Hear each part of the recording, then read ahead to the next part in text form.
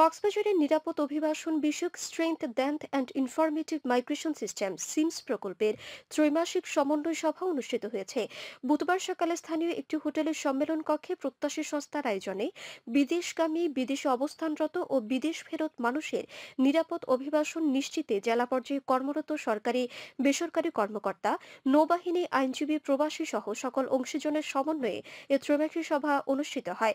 এতে প্রধান অতিথি ছিলেন জেলা কর্মসংস্থান ও জনশক্তি কার্যালয়ের সহকারী পরিচালক লিটন কান্তি চৌধুরী।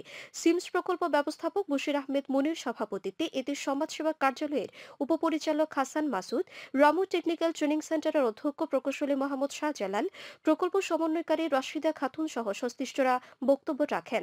সভায় নিরাপদ অভিবাসনে বৈধভাবে বিদেশ গমনের সচেতনতা বৃদ্ধি, দক্ষতা অর্জন, আইনি সহায়তা সহ ফিরে আসা অভিবাসীদের প্রয়োজনীয় প্রশিক্ষণ প্রদান বিষয়ে আলোচনা অনুষ্ঠিত হয়।